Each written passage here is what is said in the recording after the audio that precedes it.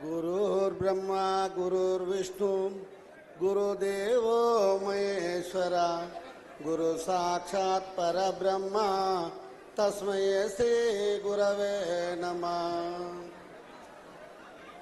ఇక్కడ ఉన్నటువంటి పూజ్యులకు మరి గురుదేవులకు మఠాధిపతులకు పీఠాధిపతులకు ఆశ్రమాధిపతులకు మరి ఇక్కడ వచ్చినటువంటి ప్రజానికానికి బంధువులకు అందరికీ నా అభివందనాలు.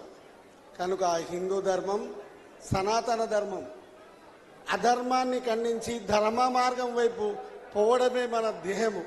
కనుక ఇది ఇటువంటి కార్యక్రమానికి ఆదిత్యపర శ్రీ స్వామివారు మనల్ని ఇంత పెద్ద ముగ్గురు అమ్మలను ఇక్కడ ప్రత్యక్షం చేసి మన జనాన్ని పూర్వజన్మ సుకృతముగా భావించి మన జన్మధన్యం చేసుకోవాలని మనవిగా కోరుతున్నాను. అందుకంటే పుట్టిన ఫలం ఏమీ లేదురా వట్టిదిరమాయ ప్రపంచము వరుసత రోజి గట్టిగా సద్గురుని నమ్ముతే పుట్టదు జన్మంబు మరల భువిలో వినరా అని పెద్దలు అన్నమాట. అయితే ఆయన లోపల అటువంటి చైతన్యం ఉన్నది ఆదిత్యపర శ్రీ స్వామి వారి ఆత్మలో. ఇంతమంది అని జీవులను చేసి మరి మన జన్మను సాఫల్యము చేస్తుండు కనుక ఆ యొక్క అమ్మల కటాక్షము మనందరి పైన కురిపిస్తున్నాడని మనం ఆశిద్దాం. కనుక ఆయన లోపల ఎటువంటి జ్ఞానం అంటే భక్తికి మించిన శక్తి భువియందున లేదు శాశ్వత సుఖములు, గీతలో బలికిరి సూక్తులు ముక్తికిదే మంచి త్రోవ అని మునులు ఋషులు యోగులు అన్నమాట.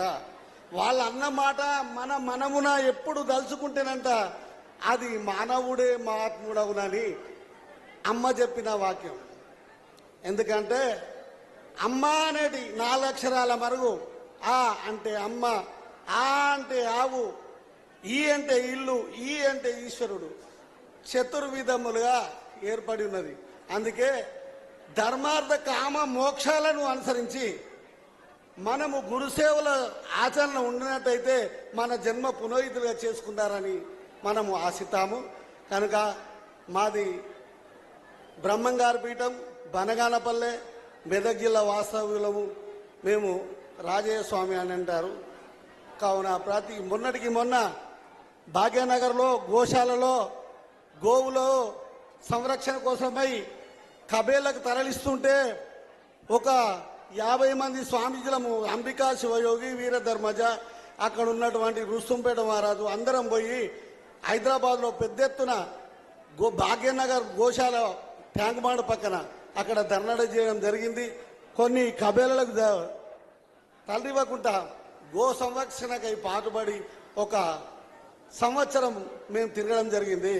గో మాత, భూమాత, మరి భారత్ మాత, ఈ ముగ్గురు మాతలను మనము ఇక్కడనే ఉన్నారని అన్నట్టుగా భావించి మన జన్మ సార్థకం చేసుకున్నారని భావన.